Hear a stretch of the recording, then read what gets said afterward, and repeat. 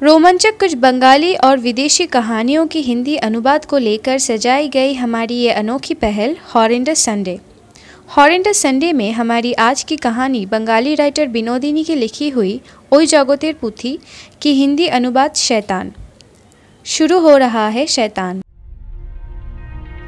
2 दिन की छुट्टी के बाद आज नेहा को फिर से काम पे जाना होगा। वैसे तो नेहा बहुत बिजी रहती है, वो एक आर्कियोलॉजिस्ट है। मिट्टी खोद के बहुत पुराने जमाने की कुछ बची खुची चीज जो मिलती है उस पे रिसर्च करके डिटेल्स निकालना ही उसकी काम है। कुछ दिन पहले उसकी टीम ने मिट्टी के नीचे से बहुत सामग्री के साथ एक सिंदूक भी खोद के निकाला। उसके अंदर बहुत ही पुराने 10 पन्ने थे। लग रहा था कि कोई उस जमाने की शिक्षा को ही लिख रखा हो। इस बार उस पन्नों की डिटेल रिपोर्ट बना के इंस्टीट्यूट को सबमिट करना होगा और ये काम नेहा ही करेगी। उसकी 2 दिन की छुट्टी इस रिसर्च में ही निकल गया। उस पन्नों में बहुत सारी अजीबोगरीब जानवर और कुछ दानव जैसी छवि है। कुछ लिखा है और कुछ हिसाब किताब भी किया गया है, लेकिन आज भी उसमें से एक चीज की भी मतलब निकालना मुश्किल पड़ रहा है नेहा को। लेकिन आज तो उसे काम पे जाना ही होगा। वो तैयार होके बस निकलने ही वाली थी, तभी डोरबेल बजा। दरवाजा खोलते ही वो देखी उसका भाई आया है। नेहा अकेली ही रहती है। माँ पापा बहुत पहले ही गुजर चुका है, बस एक भाई है जो विदेश में रहता है। जब आता है तो कुछ दिन यहाँ पर ही रुक जाता है। भैया आप, लेकिन मुझे लेट हो रही है, आज जाना ही होगा। आप चाबी रख लीजिए, लौट के बात करेंगे। हाँ हाँ तू जा, मैं तो कुछ दिन यहाँ रहूंगा ही, तू जा।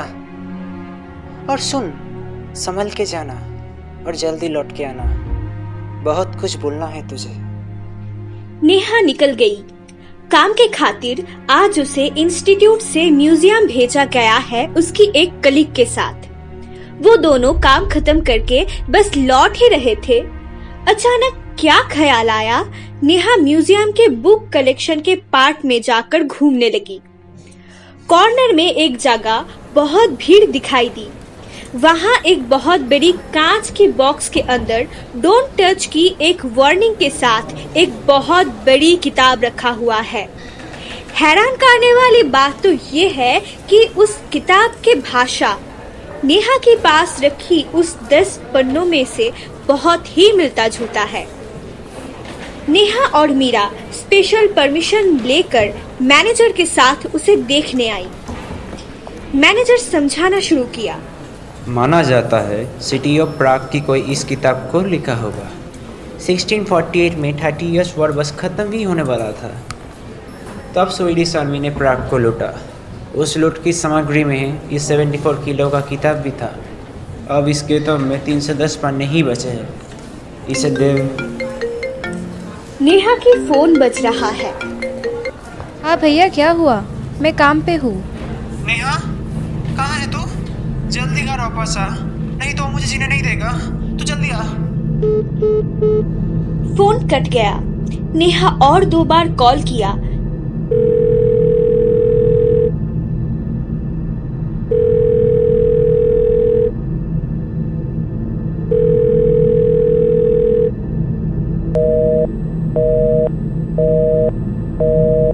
लेकिन फोन बजता रहा।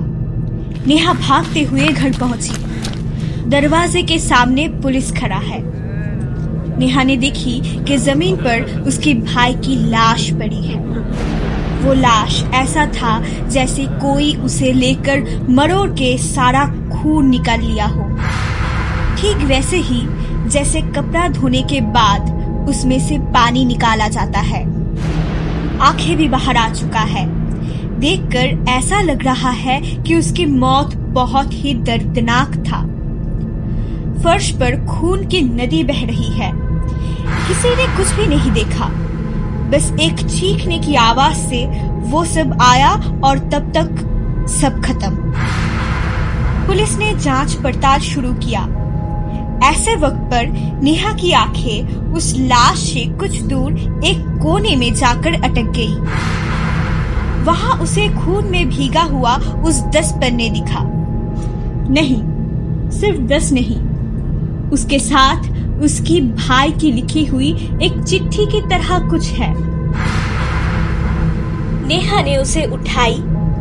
कुछ हिसाब किया गया है और कुछ लिखा भी है, लेकिन खून में भीगा होने से वहां क्या लिखा है ये पढ़ना नामुमकिन सा हो गया है। बस वहां की आखिरी शब्द है बाइबल, लेकिन बाइबल कहां से आया ये नेहा समझ नहीं पाई। उसके बाद एक एक करके वो उस 10 पन्ने को भी उठाने लगी। उसे उठाने के बाद एक अनजाने डर से नेहा की हाथ कांपने लगी। उसके भाई की चिट्ठी खून से भीग गया है, लेकिन खून में डूबे रहते हुए भी उस 10 पन्नों में एक भी खून की निशान नहीं है। पहले जैसा था वैसा ही है, लेकिन हाँ, थोड़ा सा बदलाव आया है, सिर्फ एक छवि में। वो छवि कंकाल से बहुत मिलता जुलता है। नाक पूरा कंकाल की तरह है और उसके पास से बाकी खोपड़ी चमड़ी से लपेटा हुआ है। आंखें रहने की जगह खाली है। सर के बाल ऐसे हैं जैसे वो हवा में उड़ रहा हो। बड़ी बड़ी दांतें मुंह से बाहर आ चुका है और उसकी ही एक में थोड़ा सा खून लगा हुआ है, लेकिन पहले ये नहीं था। उस पन्ने की ही एकदम नीचे एक नई लाइन आ गया है, लेस देन, एक स्पेस और फिर जाइगस। नेहा को पक्का याद है कि ये चीज पहले नहीं था, लेकिन नेहा की दिमाग काम नहीं कर रहा है और दिल से ये आवाज उठ रहा है कि कहीं ना कहीं इस 10 पन्ने ही उसके भाई की मौत के लिए जिम्मेदार है। वीडियो को अंत तक देखने के लिए शुक्रिया। अनुवाद में है आकाश रॉय और रोनिता।